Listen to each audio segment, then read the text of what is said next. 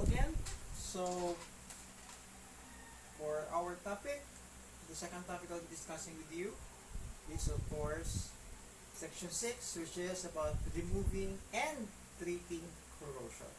Okay, these are the objectives for this section. We have to differentiate the effects as to the earliest indication of corrosion. Second, to identify the different methods employed in treating corrosion, and to know the appropriate treatment necessary for specific materials. Okay? The aircraft is not only made of aluminum. There are some materials that are not aluminum also. So that's why number 3 objective here is to know the appropriate treatment necessary for specific materials. Okay. Oh, by the way, before I go on, okay, when you view these videos, these lecture videos I'm doing right now, better use a headset and pump up the volume as much as possible, because I'm only using my cell phone and I'm quite far from my cell phone, so I'm trying my best to really get my voice as audible as it could. Okay, so please just put on the your headsets and listen carefully. And another thing, just like the previous topic, we also sent this through our group chat already, so you can download this, so you can follow. But anyway, I'll be discussing it more, so if you want to listen carefully, just put your headsets on and listen carefully. Thank you very much. Okay, so these are the topics that we will be discussing. Okay, first is surface penetration. Okay, treatment of alloys, aluminum alloy, the treatment of ferrous metals, and the treatment of magnesium alloys. Okay, surface penetration.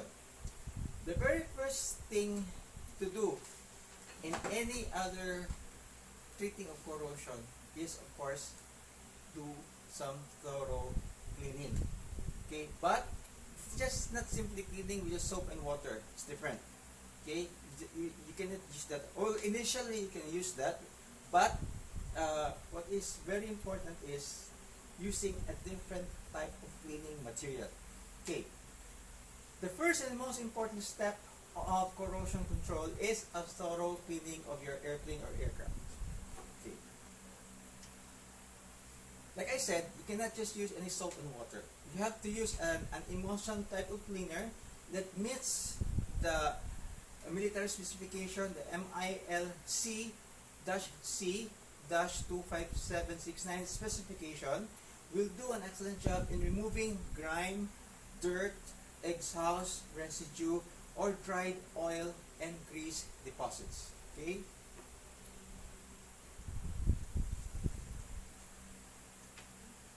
Okay, I hope you can see clearly. Okay.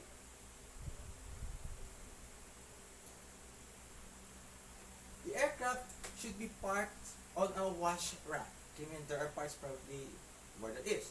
In an area where it can be hosed now. Okay?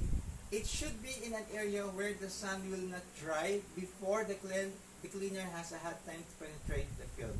So, it is very important that when you hose down, the area should be in a shade. Dili siya under the sun, because the cleaner cannot penetrate inside the cannot penetrate the surface if it dries easily. And this cleaners probably, I think, will dry easily.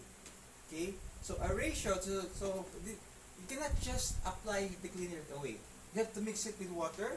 So a ratio 1:5 or 1:3 dilution of the cleaner with water should be used. So meaning to say, either 1 part of the cleaner to 5 parts of water, or 1 part of the cleaner to 3 parts of water.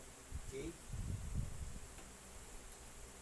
A dilution of 1:2 of the emulsion cleaner is used for removing the grease, oil deposits in engine cowling and wheel well area. Remember, these are the areas that are usually nabubugyod maayo.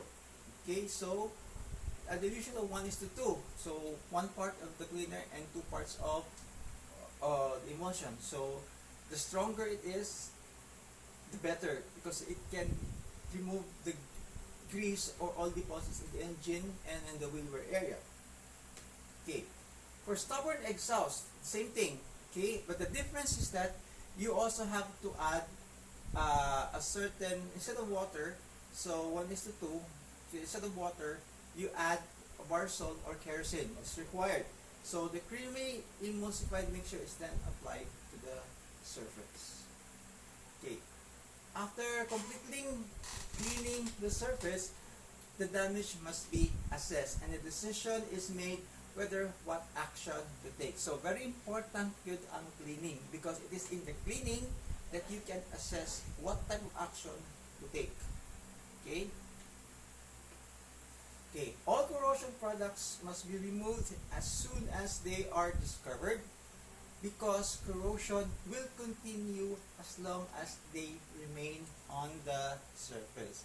Like we mentioned earlier, if this is not done right away, corrosion will continue. Oh, by the way, before I go on, you can never stop corrosion.